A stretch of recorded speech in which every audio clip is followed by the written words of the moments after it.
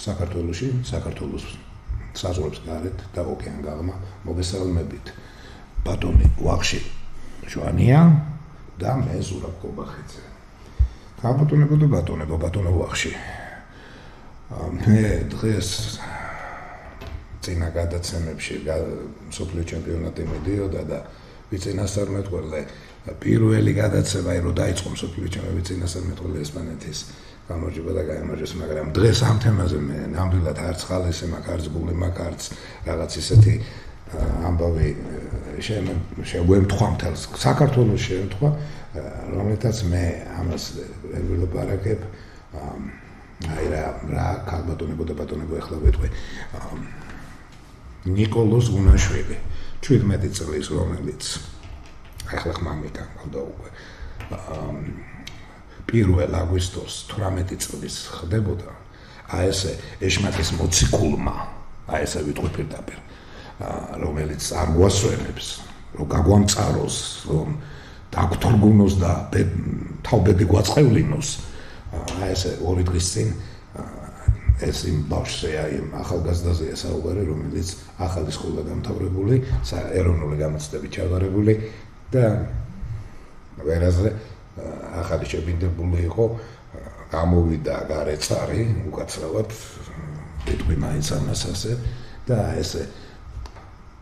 გამოასალმა სიცოცხლეს და ის 2 დაჭრილი და 1 გარდაცვლილი აგეზე 7 ტყვია ეს როლა. ახლა მე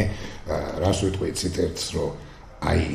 ადამიანი როდესაც ამას ჩვენ უყურებთ 4 დღის წინ იყო თუ 5 დღის წინ ანგელოზი დედაშვილი გორში მანქანამ გააქრო ისეთი სისწრაფით დაეჯახა. ჩვენ ამას უნდა გავითავისოთ. ეს მარტო ჩემი თქვენი ის არ არის ტრაგედია. მისი ბებია ამ ჩემი ნიკოლოზის ერთად მოღვაწეობდით სახელმწიფო ანსამბლში. ჩემი მეუღლე, ჩემი და ნინო კუხალაშვილი, მისი ბებო ეს ბავშვი, აი ესე ანგელოზი ბავშვი, აი ესე გაგვიქრა. და გაუქრა არა მარტო ჩვენ, გაუქრა ქვეყანას, გაუქრა ჩვენ ხალხს. ანგელოზი ბიჭია, რო შეხედოთ სურათებში, არ ვიცი ნახეთ თუ არა, იტყვი რომ ეს საჯიშე ქართველი. აი ესე ვიტყვი პირდაპირ და დღეს გაგვიქრო აი ესე 42 წლის კაცი, ნუ თუ იმდენი არ უნდა გეყოს, ან გაზრდა განათლება გინდა, ოჯახური გინდა კუჩური რომ ის და გინდა არ ვიცი რა მორალური რომ ის ვერ მოახერხო 3 ახალგაზრდა ხმაურობდნენო და ის როგორ ვერ უნდა მოახერხო მათ ჩახვიდე ისაუბრო უთხრა ძმისშვილო შვილო რაღაცა პირდაპირ გამოვარდა სროლით და აი ესე გაგვინადგურა აი არ ვიცი რა მე მაგალითად 2 ღამეა ცუდად ვარ რა და აი არ პირი ნუ 65 წლის კაცი ასე ცრემლოდენილი დავდივარ თან ვერიდები რა ხალხ რო არ მინდა რომ აი ესეთი მდგომარეობა და ეს მე იმიტომ ვამბობ ამ თემას ახლა სანამ იმ თემაზე გადავალთ ეს რასთვისაც მე თქვენ დღეს ვიწვიეთ და ჩემთვის ყოველთვის ისეთი ადამიანი ბრძანდებით რომ იხარია თქვენთან წაყვანას გადაცემის ეს უბრალოდ ის თემა მინდა რომ თავიდან თქვენც თქვათ ამ თემაზე თქვენი აზრი რომ ეს არ შეიძლება რომ ქვეყანამ მივიღოთ მარტო იმის ჭირია ესეთი შემთხვევები არის ქვეყნის ჭირი. ბატონ ზურაბ მე აი 2 დღე არის მკითხულობ Facebook სტატიებს და ცოტა ვფიქრობ რომ გავერკვი ამ საკითხებში. ეს ბიჭი ეთყობა ნარკოტიკ დამოკიდებული არის, ეს 42 წლის კაცი. ეს დედამისი თურმე საკმაოდ ცნობილი ადამიანი, რომელიც ბევრ პრობლემებს უქმნიდა იქ მეზობლებს, ბევრი იყო საჩივარი. ისიც კი დაიწერა რომ მის სახლში წყნეთში ცხოვრობს ყოფილი გენერალური პროკურორი კბელაშვილი პირველი და ის რომ ამ ყმაწვილს მიუხედავად იმისა რომ რამოდენიმეჯერ იყო ამ ნარკოტიკებზე, ესე იგი, შემჩნეული და იქ რაღაც ღონისძიებები გატარებული, ის ყოველთვის გამოდიოდა, ეთყობა ამ კავშირების მეშვეობით და მიუხედავად იმისა, რომ აი ასეთი ნარკოტიკ დამოკიდებული კაცი იყო, მასზე გაფორმებული პისტოლეტი ჩამოართვეს და მე ისევ დაუბრუნეს. მაგრამ მისთვის ეს არ იყო დასაბრუნებელი. ახლა მოდით ჩვენ ვიცით რომ რამოდენიმე დღეს წინ ეგერ თელავში რა მოხდა და თელი აგორდა და რუსოფობიას გვადავაბრალეთ და ამას. აგერ გორში რაც თქვენ ბძანეთ რომ ესე იგი დედაშვილი როგორ ანგელოზი. ვიღაცებმა რა თქმა უნდა თელი ამ 12 თუ 14 წლის მანძილზე რაც ესენი მოვიდნენ, აი რამდენი ახალგაზრდა არის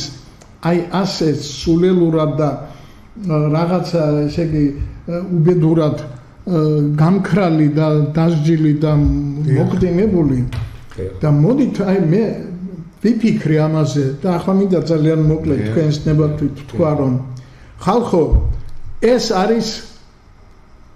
არის სისტემური პრობლემა რომელიც გამომდინარეობს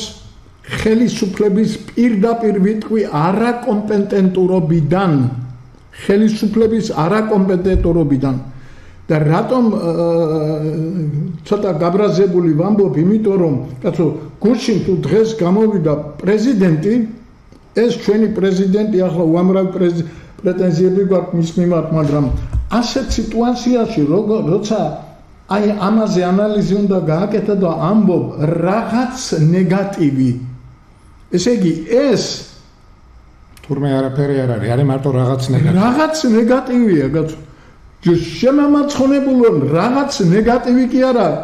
გადახედეთ თქვენს ისტორიას. ეროვნული ტრაგედია. თქვენი პარტიის ისტორიას გადახედეთ. 12 წელს მოდით ხელისუფლებაში. პირველი მინისტრი შინაგან საქმეთა რომელიც ბატონმა ბიძინა დანიშნა იყო ღარიბაშვილი. 1 წლის მერე ის გახდა პრემიერ-მინისტრი და მან თავისი კაცი ვიღაცა დატოვა რომელიც იქ რამოდენიმე თვეში მერე გააქრეს და მერე ესე იგი მისი პასუხისგებლობა იყო აი ამ პრემიერ-მინისტრმა რომელიც თვითონ შინაგან საქმეთა მინისტრი იყო აღმოჩნდა რომ ეს დამნაშავეა და მილიონების კორუფციული განახორციელა და მე მგონი ციხეში ზის დღეს ხო? ესე იგი მთელი ეს ხაზი. მეორე მინისტრი, შინაგან საქმეთა მინისტრი, რომელიც ასევე შემდეგ პრემიერ-მინისტრი გახდა, ახლა იგივე ხელისუფლების მიერ შერაცხულია დამნაშავედ კრიმინალად და ის გაქცეულია, გახარიაზე ვამბობ. შემდეგი მინისტრი იმის რა ქვია უშიშროების ლილუაშვილი და ვიღაცები სამხედრო მილიონები უპოვეს თავდაცვის მინისტრი და თავდაცვის მინისტრი ხალხო თქვენ აი ასეთი კრიმინალების ბანდა ყოფილხართ მთელი ხელისუფლება და რა თქმა უნდა ახლა ჩვენ ხო უნდა ვიფიქროთ ესენი იმ თავიანთ კრიმინალურ საქმიანობას ბატონო ზურაბ ჩემი და თქვენი მეშვეობით ხო ვერ განახორციელებდნენ ესე იგი ვიღაც კრიმინალებთან ჰქონდათ კავშირები და ვიღაც ბანდიტებთან ჰქონდათ ნარკომანებთან ჰქონდათ კავშირები და აი ისინი გამოიყენეს 64 წლიდან ახლა ამ ხალხს და მომიტინგებს რომ დასდევენ და იმ მასკებით რომ ქუჩაში ხდებოდნენ და ცემდნენ და საოცრად ეს ის ხალხია ვისაც ესენი ეყრდნობიან და მე ეს კრიმინალური ფენა საზოგადოების რომელიც მზად არის ყველა უკანონო დავალება ხელისუფლებიდან წამოსული შეასრულონ ესენი უკვე რა თქმა უნდა უკვე ამათ თავში აუვარდათ და ამათ თავგასულები არის ესე იგი მის დაუსჯელობის სინდრომი რა თქმა უნდა და ყველაფერზე მიდიან ეს 42 წლის კაცი ნარკომანი ესე იგი ხმაური არ მოეწონა ბიჭებმა ეს ადგილი ვერ იპოვეს თუმცა მანქანა ვერ დააყენეს და იმ მიცი დედის კაფეს წინ და ნუ რაღაცა იყო ასეთი საკუთარ ცხოვრება და როგორ გაუბედეს და როგორ არიცოდნენ რომ ეს მისი სამფლობელოა ჩამოვიდა და ჩაცხრილა ხალხი ეს არ არის ბატონო ბიძინა თქვენი პირადი დანაშაული როდესაც ასეთი მინისტრები ყველა კრიმინალი რომელიც თქვენ თვითონ აღიარეთ ეს არ არის იმის შედეგი რომ თქვენის ბაჩიაშვილი ყოველგვარი სახელმწიფო კანონების დაცვის გარეშე თვითონ მოიპარეთ, მოაყვანიეთ, დაასჯერინეთ და მერე გაუშვით და როცა ფეხებზე დაიკიდეთ სახელმწიფოებრივი წყობა და სახელმწიფოს კანონები, ამის შემდეგ როგორ შეიძლება იყოს ქვეყანაში წესრიგი, როგორ შეიძლება ეს მობანდიტო, მოყაჩაღო ელემენტები მართო, როცა ისინი თვლიან რომ ისინი თქვენი მეგობრები არიან და თქვენს მიერ დაცული და თქვენი დავალებების უმრავლესობა უკანონო დავალების შემსრულებლები. აი ეს არის სისტემური, ეს არის ბატონო პრეზიდენტო, ბატონო მიხეილ ყაველაშვილო, ეს არ არის რაღაც ნეგატივი, ეს არის თქვენი მართლობის შედეგი და ეს ასე გაგრძელდება თუ თქვენ არ მოგეხოთ ბოლო. აი ამაშია საქმე. და ეგერ ამერიკის შეერთებული შტატები კონგრესი და პრეზიდენტის აპარატი და ისინი ეგერ კიდე ერთი გადაწყვეტილება მიიღეს რომ კარგად გამოიკვლიონ ჩვენი ქართული ხელისუფლების კავშირები რუსეთის და ჩინეთის სპეცსამსახურებთან თქვენ შავბნელი ძალა გამოდეკით და აი ასეთი უდანაშაულო საჯიშე საოცარი გენეტიკის მატარებელი ახალგაზრდები იღუპებიან იმ თქვენი მაპატიეთ და ჟარგონზე ვიტყვი შეესტიორკების ხელით რომელიც ასე გააგულავეთ და გაათამამეთ თავგასულები სადახართ ახლა ბატონო მიმართო უნდა თქვენს მოგვარეს ბატონო ირაკლი პრემიერ-მინისტრი ყოველთვის რომ რაღაც საოცარ დასკვნებს აკეთებს ნებისმიერი მოვლენებისაგან გაცო მისთვის სასარგებლოს ერთხელ აღიარეთ მაინც რომ რაღაცა შეგეშალათ აღიარეთ რომ შევცვლით შერჩევის სისტემას ჩვენ მეცნიერთა კონგრესმა ლიდერების შერჩევის კრიტერიუმები შევქმნით და მთელი სისტემა ხალხო გაიხედეთ გამოიხედეთ მიმართეთ მეცნიერებს არ გამოვა მეცნიერების გარეშე მართული აი ბანდიტებს მიმართავთ და ყაჩაღებს და ის გამოვიდა რაც გამოვიდა ბატონო ბახში უკაცრავად ეხლა მე მაინც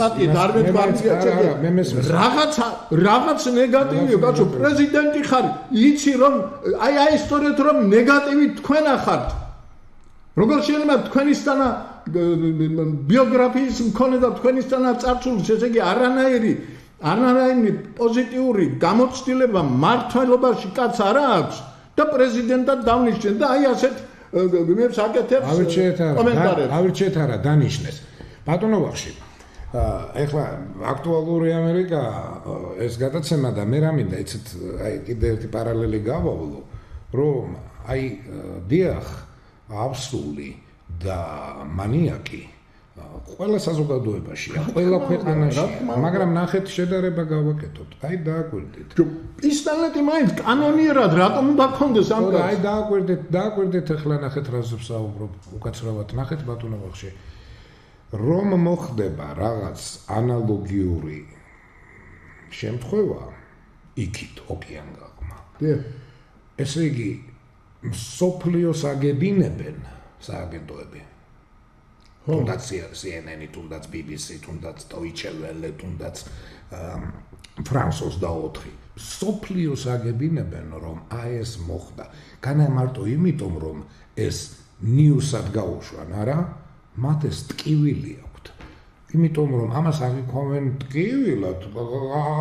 ესე იგი ხალხი ამაზე ღელავს ესეთ რაღაცაზე. უცხო არ არის იქ უცხო არის მაგ შემთხვევაში როცა არაფერი არ ხდება როცა ესეთი უბედურება ხდება ის მიიღებენ საკუთარ იმათ ტკივილად და ამიტომ არის რომ მარტო ნიუსი კი არ არის ეხლა რა მინდა რომ თქვა 340 მილიონია ამერიკაში 340 მილიონი ამერიკაში მოსახლეობა დიახ ეხლა რიცხობრივად რამდენი არიან ჩვენს წარმოიდგინეთ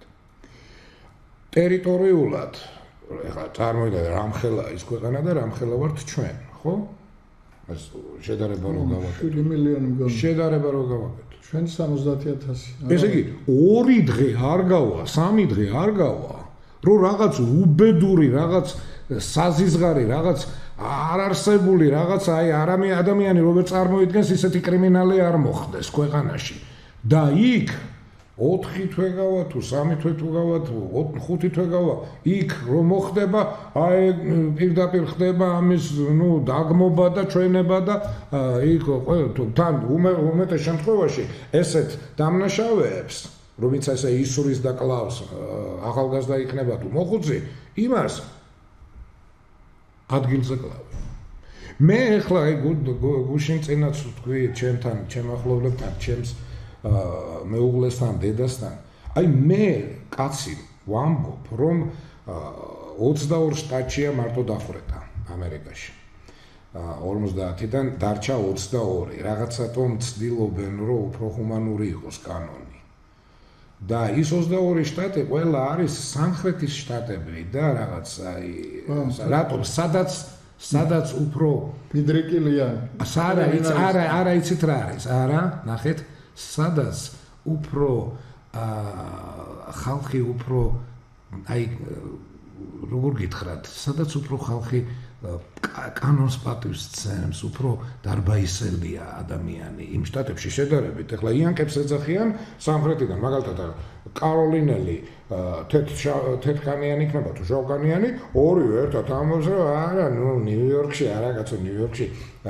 იმათ იანკებს ეძახიან, ეს თავგასულები არიანო, რაღაც ეგეთ. მაგრამ ესენი რაღაც აი კლასიკური შტატებია, ცოტა ესეთი სამხრეთის შტატები ყოველთვის ესეა. სამხრეთის შტატები უფრო მორჩილნი კანონთან, მერე თავიანთი დამოკიდებულება ერთმანეთთან, კანონთან, ეს დახვეწილი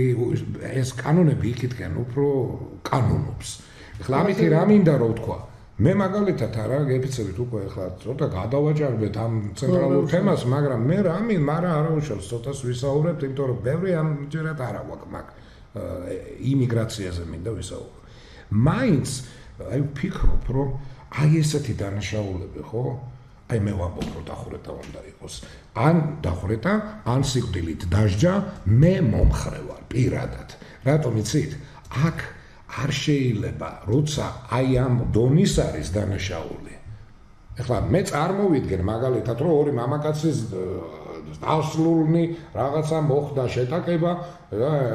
ეხლა სიკვდილი მოკლა საერთოდ ადამიანის, არანაირი კანონით, ასკუჩური კანონით არ არის მისაღები, მაგრამ უფრო მისაღებია იმათ შორის ეგეთი რაღაცა მოხდა და უფრო გავიგებ ამას, მაგრამ პატარა ახალ დაფრთხოვნებულ ბავშვებს, ახალი დაფრთიანებული ბავშვები, როგორ შეიძლება 42 წლის კაცმა ჩახოცო? დიახ, მე თუ მკითხავ, სიკვდილის ღირსია ესეთი ადამიანი. მაგრამ აქ ვერ დაგიჭერთ ხარჯა ავხსნი. ბოდიშით ეხლა მე ძალიან მოკლედ ავხსნი. მე კიდევ ერთხელ გავიმეორე, ეს ყველაფერი არის ხელისუფლების ბრალი. ეს ყველაფერი მოხდა, იმიტომ რომ აი მე ერთხელ რაღაც ღონისძიებაზე უნდა მომხდარიყავი პარლამენტში და მახსოვს შევედი და კაბინეტებში ერთში მეორე ყველა ზის და თავის ბიზნესებზე ლაპარაკობენ. ხელისუფლება ქვეყნის მართვაზე არ არის ორიენტირებული. ესენი თავიანთ საქმეებს აკეთებენ. თქვენ როგორ გონიათ ახლა კალაძე რომ ზის იქ სულ ქალაქის წესრიგს და იმაზე ფიქრობს, იქ სად რაღაცა ფული მოღუნოს. ხალხო, ჩვენთვის წარმოუდგენლად გაფუჭებული ხალხი ხარს ხელისუფლებაში.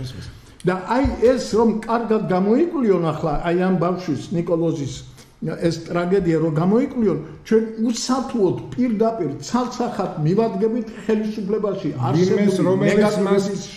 რომელიც მას ხელს აფარებს და რაღაც. ის კაციც გაუბედურდა. ის რომ არ ყოფილიყო ასეთი დარწმუნებული რომ მე მთავრობაში ხარდაჭერილი ადამიანი ვარ, დედა ჩემი ასეთი ბიზნესმენია და იმ დედამისმა იმ ბიზნესები როგორ მოახერხა, ეს ახლა ჩვენ უკვე შეგვიძლია ვივარაუდოთ და ამაზე უკვე კანტიკუნდა წერენ. მე არ ვიცნობ ახლა არც შულზე, არც დედას, მაგრამ ვიცი ეგერ ვიღაცამ დაწერა, ვიღაც დოდო ოდიშარია ყოფილა ეს ქალბატონი ეთყობა აი ასეთი მეთოდებით, ესე იგი მოწინააღმდეგების ჩამქოლავი და მუხლებზე დამყენებელი და თავისი ბიზნესების გამკეთებელი და გამправებელი და რა თქმა უნდა ფაქტი რომ გენერალური პროკურორი მის სახლში ცხოვრობს და კიდე რაღაცები და ხალხმა ეს ყველაფერი იცის და იმ ბიჭმაც ის იცოდა რომ დედა ასეთი ძლიერი კავშირებით არის ბიძინას ხელისუფლებასთან ის ეთყობა ყველა ხელისუფლებასთან კარგად იყო მაგრამ ბიძინას იმიტომ ამბობ რომ მან მოიყვანა და თვითონვე გითხრა რომ ის კრიმინალია ის დაიჭირა ის შემამომცხონებულო ხომ ხენავ ვერ არჩევ კადრებს მიდი და ვიღაცა თემურ შაშიაშვილს წერლები და პოეტები კომისია შექმნა და იმათ დაავალა ეგერ იმაში ზესტაფონში ის მჭირდება გამგებელი და შემირჩიეთ კანდიდატურაო კომისია მეცნიერები რეპუტაციული მაღალ რეპუტაციული ხალხისაგან შექმნა ეს კომისია და ისინი არჩევდნენ იქ ხარაგოულში ვიღაც აი დათო სოხაძე ჩვენი წევრი რომ არის ახლა იმათ შეურჩევია თურმე და არაჩვეულებრივი შედეგები ჰქონდა ხალხო ჩვენ თუ მეცნიერულად არ მიუდექით მართვის საკითხებს და აი ასე როგორც ეს ბიძინას გამოვიდა და გასაგებია რომ ბიძინამ ასეთივე მეთოდებით იშოვა იქ ის ფულები და გამორიცხულია რომ მან შეძლოს სხვა ახალი მეთოდებით მართვის განხორციელება ამაშია ჩვენი უბედურება და უბედურება კიდე იმაშია რომ ბატონო ზურაბ ჩვენი კოლეგები განათლებული ხალხი პროფესორები ამას ყველაფერს ამართლებენ ახლა ნახავთ თქვენ რეებს დაწერენ აი პრეზიდენტმა ეს თქვა რაღაც ნეგატივი არისო აი უკაცრავად ბატონო ვახში მე ნამდვილად ვიცი რომ ეს აი თქვენ რასაც ამბობ მაპატიეთ რომ შემოგეჭერეთ დიახ რომ სისტემური დაავადება ეს ქვეყანაშია სისტემურად ეს გასაგებია ეხლა მე უკაცრავად ერთ ბოდიშ მოგიხდით გადავიდეთ ჩვენ ცოტა ამას მე უნდა მიუძღვნათ ცალკე გადაცემას მიუძღვნით ძვირფასო მაყურებლებო ქალბატონებო და ბატონებო აი საუბრობდით წინა გადაცემაში მე და ბატონი პატა ბატონო ვახში საუბრობდით იმიგრაციაზე ესე იგი მოსულები ჩამოსულები ვინც აქ შემოდის ჩვენთან ისინი არიან იმიგრანტები ახლა აქ როგორ აქედან გასულები არიან ემიგრანტები ხო და აი ესეთი შემთხვევა მოხდა ხო პროვოკაცია ჩაგვიტარეს დიახ თელავში მოხდა ესეთი აი არც დედრები რომლებიც აი ესე უზნეოდ იქცეოდნენ და ეხლა მე უბრალოდ იქ ერთ მომენტს მაინც არ გამსჭი იმათ დადებითად რომ მამრმა დედრს ესეთი დარტყმა არ უნდა მიაყენო ფიზიკური თორე ისინი რომ დამნაშავეები არიან და ისინი რომ პროვოკაციაზე იყვნენ ეს ფაქტია ეხლა რა არის ამის მიზეზი? მოდით ამაზე ვისაუბროთ. ეს არის იმიგრაციის თემა. ესე იგი, ვინ შეიძლება ამასაც რაღაც მიზეზებია. აი გეტყვით ახლა, ნახეთ, აი მე ვიტყვი ახლა ესეთ რამეს. ეხლა არავინ, ახლა იმდენი არავინ არ მეგულება იცოდეს რა არის სხვადასხვა ქვეყანაში, ახლა მე გოგიან გამოვიყავი ამერიკაში, ესე იგი იმიგრანტის ცხოვრება იქ იმათთვის მე ვარ იმიგრანტი. როგორც ახლა 29 წელი საკმაოდ არავინ არ იცის იმდენი ალბათ ბევრმა რომ როგორია მათი დამოკიდებულება შენ რომ შეხვალ ქვეყანაში აი ჩემი შესვლა ქვეყანაში და მე ესე ვსახავ რომ არის რაღაც ისეთ აი კარიბჭეები რაღაცა ერთი ქვეყნიდან უნდა გადახვიდე მეორე ქვეყანაში ესე იგი იცვლება შენი აზროვნება იქ უნდა გადახვიდე და შენ ინტეგრირება უნდა მოახდინო იმ გარემოსთან იმ სოციუმთან იმ ხელისუფლებასთან იმ კანონებთან წესებთან იმ დარჩი შენ ქართველად კაცო მაგრამ ის ხო უნდა რეინტეგრირდე ყველა ამ სფეროში აი ნახეთ რა ხდება ეხლა შედარებას ვაკეთებ იქ შესულმა მე და რომ განვაცხადე რომ მე აქ უნდა ვიცხოვრო ეს მინდა და ჩემმა ადვოკატმა ვირჯინიის ტერიტორიაზე ვირჯინია შტატად არ იწოდება Commonwealth-ია და იქ რომ შემიყვანა საემიგრაციო ნატურალიზაციის სერვისში პირველი რაც მქონდა გასაუბრება იყო ჩემი ფიცი იმ ქვეყანასთან წარმომადგენლობასთან ესე იგი ქვეყნის ხელისუფლების წარმომადგენელია რომ მე რასაც საუბრობ და როგორც ვამბობ არის სწორი და მხოლოდ სწორი და ამას ვადებ ხელს ბიბლიაზე ვიფიცები რომ მე ყველაფერს ვიტყვი ისწორეს ჯერ სასამართლო არ არის ეს არის ჯერ გასაუბრება ემიგრაციისა და ნატურალიზაციის სერვისში ეს პირველი სტადია ხო და მე გენიშნება უკვე სასამართლო რომ ესე იგი რა ხდება რატომ რა ისთვის ხო ეს ფაქტია რომ ეს ეხლა ჩვენს ქვეყანაში მე სასამართლო ჯერ ვიტყვი მე სასამართლო მოგანიჭებს სტატუსს რომ შენ ხარ რეზიდენტი მაგრამ ეს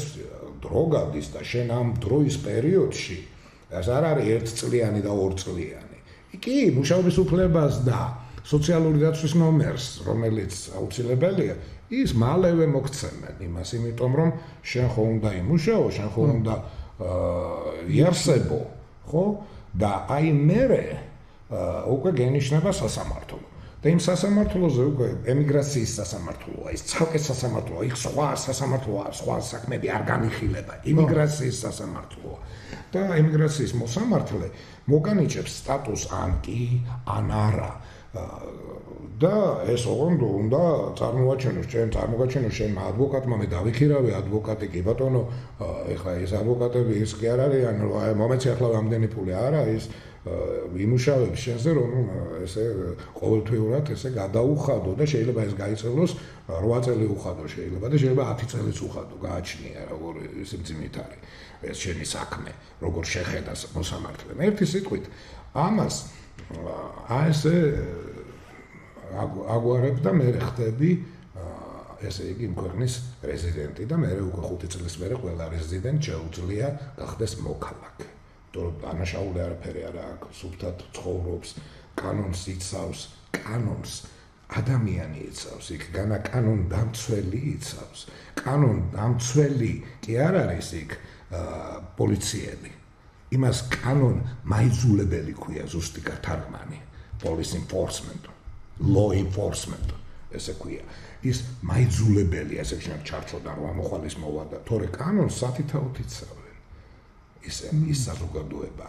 ერთი სიტყვით აი შედარებას ვაკეთებ ახლა მე წარმოვიდგინე რომ აი რა ხდება ლარსზე რა ხდება წითელ ხიდზე ჩვენი რა ხდება სარფში ხო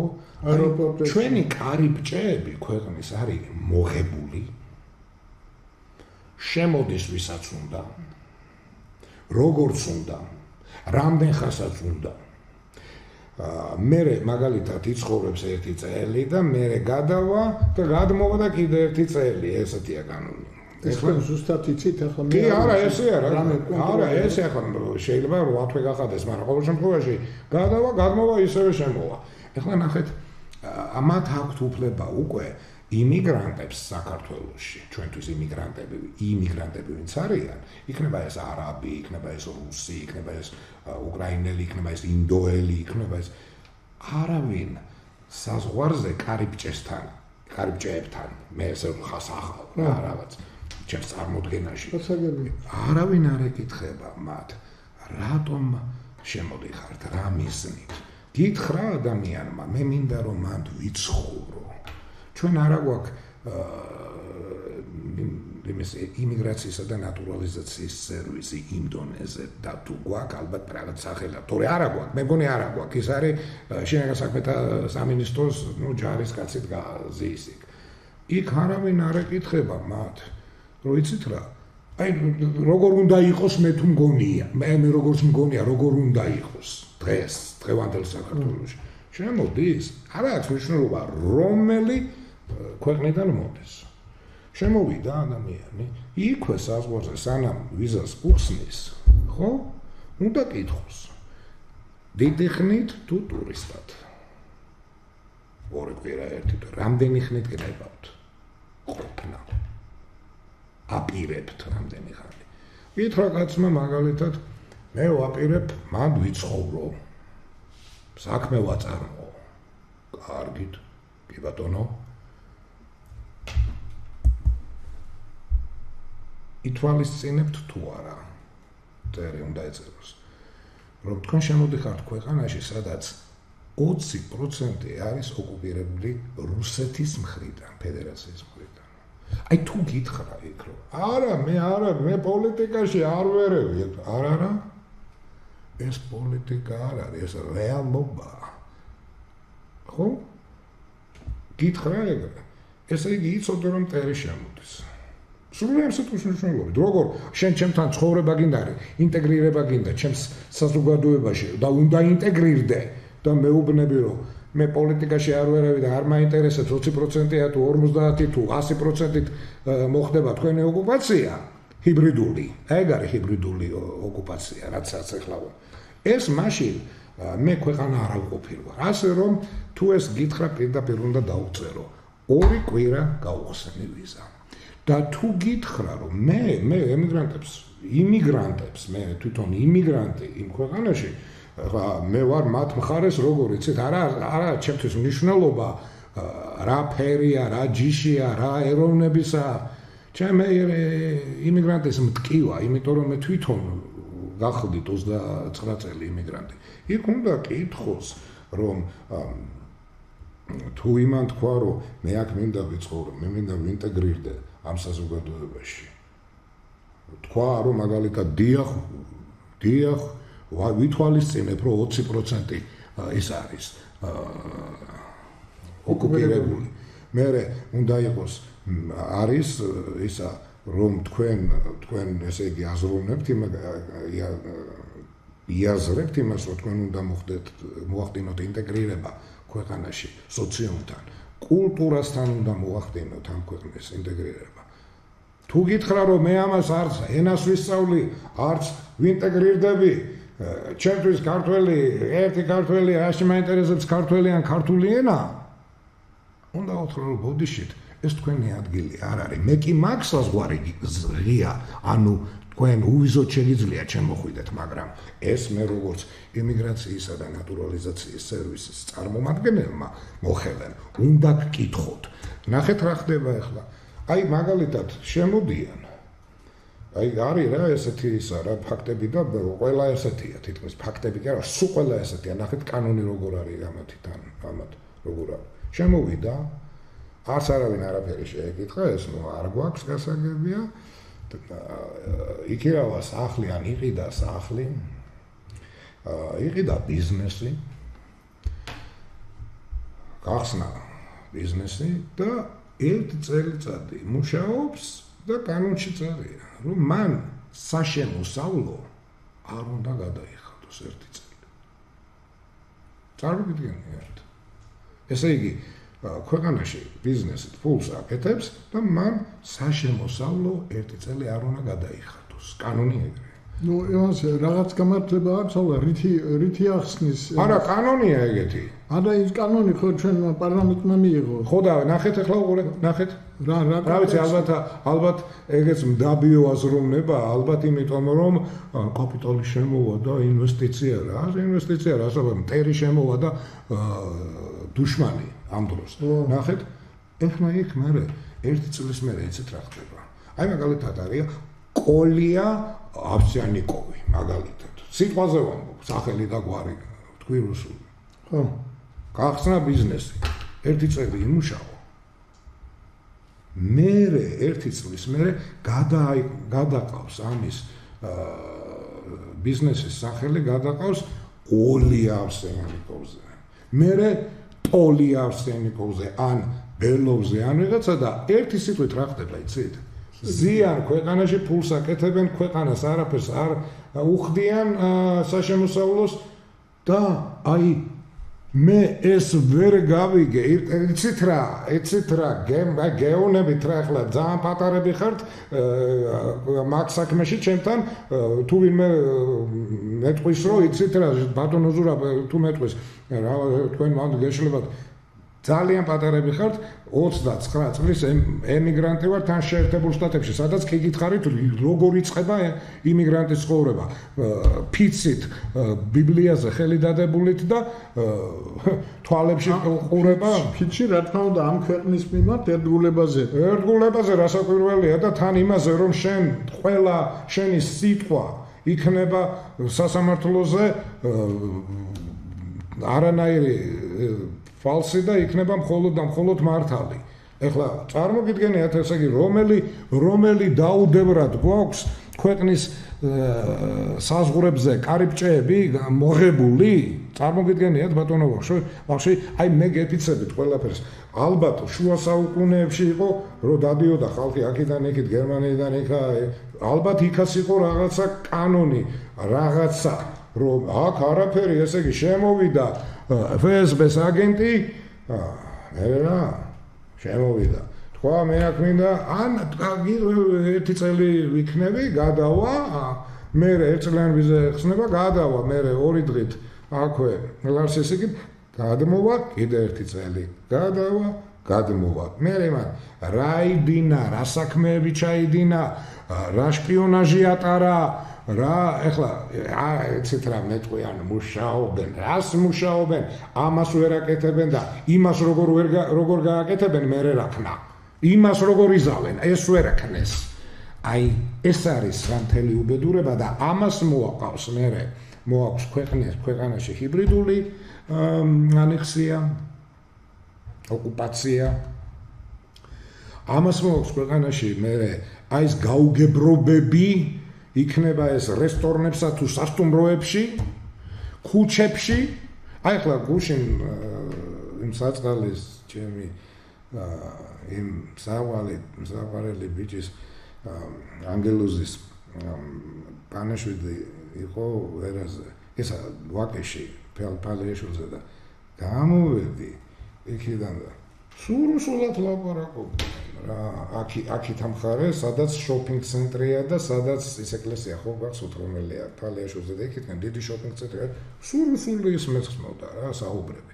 იყვნენ მე ტერი არა ვარ იმიგრანტის მაგრამ იცით რა მე არ ვიცი ის ვინ არის აი მაშინ ქვეყანა ხელისუფლებამ არ იცის ვინ არის ამაშია უბედურება რა რისთვის არის ჩამოსული არ იცის გასაუბრება არა აქვს მათთან მოწყობილი არ იცის რა გულში არ იცის არც ეკითხება არც კანონია არც ნატურალიზაცია იმიგრაცია ნატურალიზაციის სერვისი არ აქვს მაშინ გამოდის ესე იგი აქ ყოფილა ისა ყველაზე უარესი ის არის და მე ის არის რომ მე და თქვენ არ ვიცით რა აქვს გულში ჩვენს ხელისუფლებას რა საკეთებს რატომ აქვს ასე ყველაფერი მოშლილი არ ვიცით იქნებ ეს სპეციალურად აკეთებს იქნებ ის ვის არა მე მგონი უფრო დაუდევრობის ბრალია ძალიან არ გონიათ ესენი ასულებენ უცხო ქვეყნის არა ეგ ფაქტია და პლუს დაუდევრობა რა თქმა უნდა ეგ ფაქტია ქვეყანას არ უნდა აქ იყოს წესრიგი აწყობილი ქვეყანა იყოს წარმატებული ქვეყანა არ უნდა და გვიპირებს ოკუპაციას ჰიბრიდული ოკუპაცია ეგ არის მაგას ქვია აი ასეთ იმას მოვლენებს ქვია ჰიბრიდული ოკუპაცია ეს ჰიბრიდული ოკუპაცია ეგ არის აი ხლა ჯარით შემოსვლას და თვითმფრინავების ჩამოგდებას და ტანკების აფეთქებას და იმხელა ზარალს იფიქრა ასე შეუშვებ კოლეავასია პეცია რავი ყველას და ვალეა ტანია მაგათ ისედაც უყვართ რუსი გოგოები თქვა ვიცით კარგად ზეპირად ვიცნობთ ქართველებს შეეყარენ შევარდნენ ერთი წელი იყვნენ გადმოვიდნენ ზოგმა თქვას რომ კი ბატონო ვიცხოვ გადასახადს არ ახდევინებენ საშემოსავლო მიდით აი ეგრე თქვას მიდით შემოდით შედით დაიპყარით და მერე გეტყვიან იცით რას გეტყვიან აი ცოტა ხანი გავა და იცით რას გეტყვიან აი ის რესტორანში ხო ამბობენ უკვე რომ რუსულად რატო ამღერი ხართო მერე გეტყვიან მაინც არა კაცო რა იმაში რა ქვია სამსახურებში რუსულად რატო არ უნდა ვილაპარაკოთ რა ცოტა ვართო იცით რა მე საერთოდ აი ბრაიტონ ბიჩი მაგალითად ნიუ-იორკში ახლა მე ვაშინგტონში ცხოვრობდი მერილენდში და ერთადერთი რომელი ჯიში ეცით ეს აი რუსი არის ეს ჯიში რომელი აი ვამბობ ესე იგი არაფრით არ ინტეგრირდება არანაირად აი რაღაც აი ბრაიტონზე გამოხვალ თავი გეგონება რუსეთში მაგრამ განარამეს იქ იზავენ ვერაფერსაც იქ ვერ იზავენ იმდენად დაჭერილია ის ქვეყანა ხელში ყავთ ისე ხელისუფალს მაგრამ იცით რა იმას გაგრძნობინებენ რომ აქ რუსულად ვლაპარაკობთ მარტო სიგარეტის მოწევა ქვინში არ შეიძლება რესტორანში და არსად აღარ შეიძლება აღარც ბარში აი პრიმორსკიში იქა რესტორანში ან იქითკენ მეორეში იქ მოწიეთ მოსულა მე ქუჩაში გამოხვალ რუსულად საუბრობს არ ინტეგრირდება ეს ხალხია ქართველი ქართველობას ინარჩუნებს ნორმალურ იმიგრანტზე ვსაუბრობ თავის ქართველობას მაგრამ პატივს სცემს იმ კანონებს და ეს პატივი ბევრმა წარჩინებულმა ქართველმა ამერიკაში გვარებს კიდე ჩამოვთვლით უგნებავთ ესე იყო ჯორჯ კობახიძე ესე იყო ქართველიშვილი ესე იყო ჯორჯ ბალანჩინი შინაგანად იყო ქართველი მაგრამ ეხლა ქართულად ყوار დაუწყებდა თავის მოცეკვავეებს საუბარს ესენი საუბარსაც არ უნდათ საუბარი რუსული მაღაზიები გასტრონომები აი არ იგუებიან ეს ხალხია და შენთან საქართველოში ასე მოღებულ კარებში და ესე იმიგრაცია ნატურალიზაციის სერვისი რო არ აქვს რას გიზავენ იცით აი ზუსტად ლუკა მახარ გემრიელი რა აი ესეთ გამიხდება ესეთი ძალიან თქვენ ახლა უკაცრავად ძალიან კარგი ლექცია წაუკითხეთ საზოგადოებას მადლობა კერძოდ თუ როგორ უნდა გაუმკლავდეთ აი ამ რუსულ შემოტევას ახლა ჰიბრიდულ იმიტომ რომ ჩვენ რა თქმა უნდა სულთად ადამიანურად იმათ ღებულობთ როგორც მასპინძელი ნორმალი თან ემიგრანტი იყავი იმიგრანტი იყოს იმიგრანტი მაგრამ უნდა იყოს დალაგებით ხელისუფლებამ უნდა იცოდეს რომ ხალხო ამ ხალხს ყველა ხალხს აქვს რაღაც თავისი დამახასიათებელი თვისებები და ის რაც თქვენ ახლა მოყევით რომ რუსები არასოდეს არ ითქვიფებიან წხებში და პირიქით ითქვიფებიან არ ინტეგრირდები ითორე იცით როგორ ითქვიფებიან ძალიან მწარეთაც მაგრამ რუსობასაც კარგავენ მაგრამ დასანახად რუსული რესტორანი აქვს ის აქვს გასტრონომია აქვს თორე ისეთები აქვს ჩადენილი ამერიკელი არ იზავდა ამერიკელები არ აკეთებენ ისეთებს ჩადიან მე ფაქტიურად ამერიკაში არ ვიყავი მაგრამ გამოდის რომ მეც თქვენი გამოცდილება მაქვს მე 15 წელიწადი ყაზახეთში ახლა ყაზახეთი ერქვა მაგრამ ძირითადად მაინც რუსული გარემო იყო იმიტომ რომ საერთოდ ეს რესპუბლიკა ეგ რესპუბლიკა და ის მთლიანად ყველაფერი მოსკოვიდან იმართებოდა თვითონ ქალაქი აქტავი იყო აშენებული ლენინგრადის მიერ იყო დაპროექტებული და სამხედრო მშენებლობების მიერ აშენებული იქ დიდი კომბინატი მოკლედ რუსული გარემო იყო 100%-იანი მე ძალიან კარგად დამემახსოვრდა რუსების ერთი ასეთი ფრთიანი ფრაზა нам везде Россия აი ეს მაგათაკ нам везде Россия და მე როდესაც გადმოვედი საქართველოში იქაური მოღვაწეობის შემდეგ მინის სასაფროს დადგენილები და მაღალ დონეზე იყო გადმოვედი ბინა ურიგოთ ყველაფერი ურიგოთ იზოტოპების ინსტიტუტში მე იზოტოპების ინსტიტუტში დამხვდა სრულიად მასთან გათანაბრებული გარემოცვა რუსული გარემოცვა რუსული მსჯელობა რუსული ლაპარაკი და როდესაც აზროვნებას და როდესაც ჩემი უფროსი ქალიშვილი ახლა ნინო რომ არის ეგეთ პროფესორი კონსერვატორიის ეს იქედან რუსული სკოლა პირველი კლასი იქ იყო და მეორე და აქ რო გადმოვიყვანეთ მესამე კიდე ერთი რომ სირთულები არ ქონოდა და მეოთხეზე უკვე გადავიყვანეთ ქართულ სექტორზე იზოტოპების აი გვარი და სახელები მახსოვს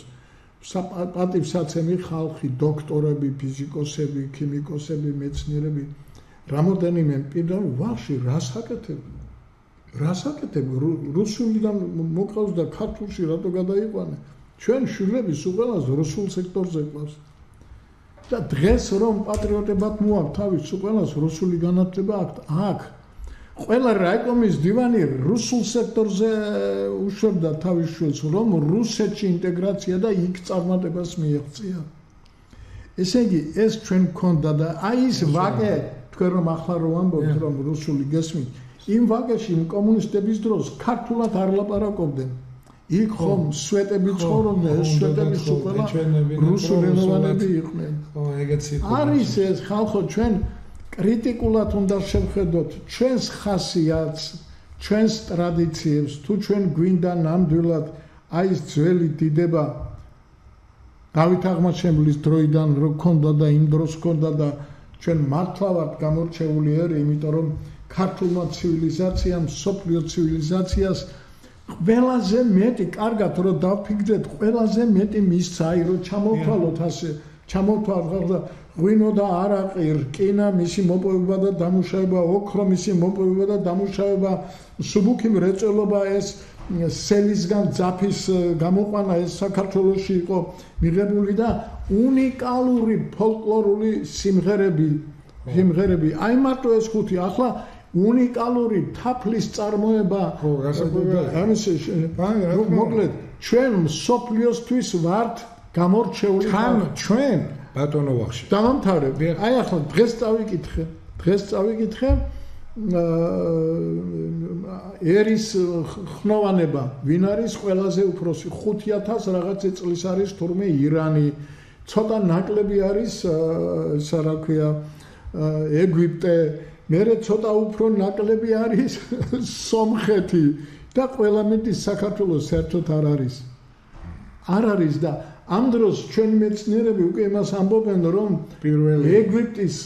ეგვიპტის ფარაონები უკვე დამტკიცდა გენეალოგიურად რომ კოლხები იყვნენ კი ბატონო ტუტანხამონზე ამბობდნენ რომ ქართული ხო და ესე იგი და აი სომხები რომ საერთოდ აქ არ იყვნენ და ეს სახელმწიფო არ იყო ესეც ვიცით მაგრამ აი ხო ხედავთ ისეა ჩვენი სახელმწიფო მოშლილი და ისე აქვს ამას ალერგია მეცნიერებაზე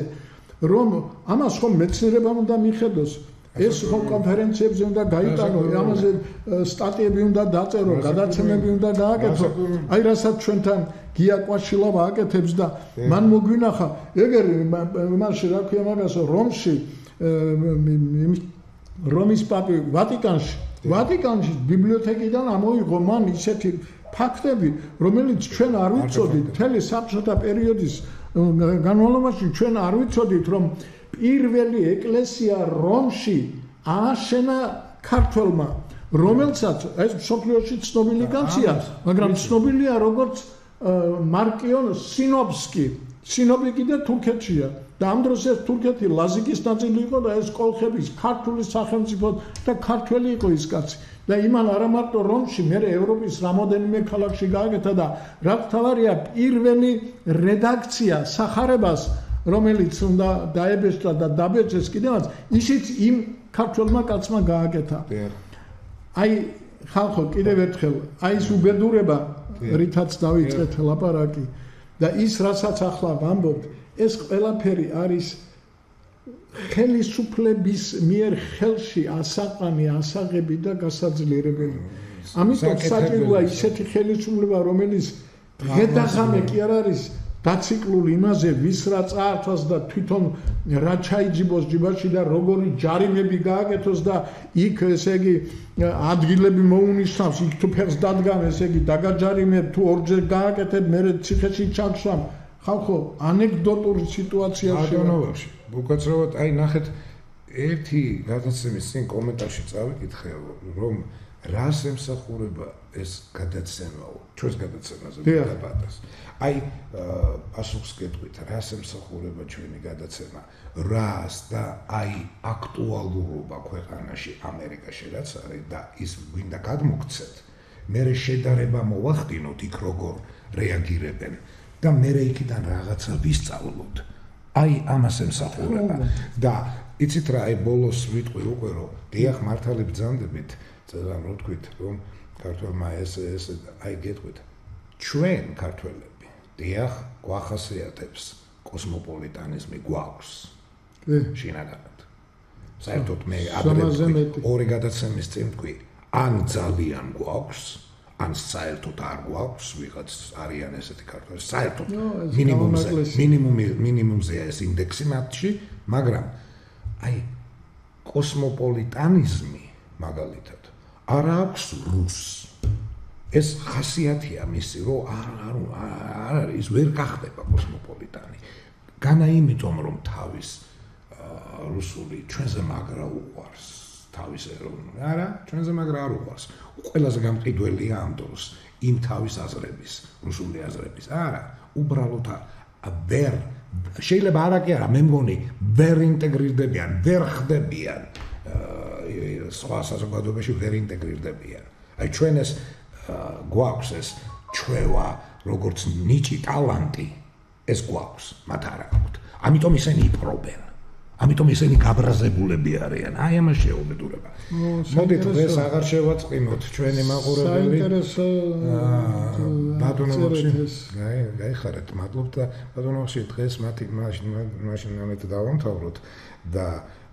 ძვირფასო მაყურებლებო ქალბატონებო და ბატონებო გავითავისოთ ყველა შევქმნათ ის საზოგადოება გავითავისოთ ესეთი უბედურება ვთქვათ რომ ეს ერის უბედურება რაც საგან თქვით ხო ის შემთხვევები ვიყოთ უფრო აი ერთმანეთის ტკივილები გავიზიაროთ ერთი სიტყვით ესეთი თუ არ გავხდით ჩვენ დავიკარგებით ჩვენ გავქრებით მოდით ეს ამითი დავამთავრებ ოღონდ ესეთ ნოტაზე რომ ალბათ ღმერთი გუშველის, ოღონდ სანამ ღმერთი გუშველის, შენ საკუთარ თავს უნდა უშველო და მე ღმერთი მოგეხმარება. ეს არის. თვითონ მაყურებელო, ამით დავამთავრებთ. მე და ბატონი ვახში დღეს კარგად ბრძანდებოდეთ მომავალ პარასკევამდე ნახვამდის. გმადლობთ ბატონო ვახში. კარგად ბრძანდებოდეს. ეს მეცნიერთა კონგრესია, გვისმინეთ და გვიყურეთ. გაიხარეთ.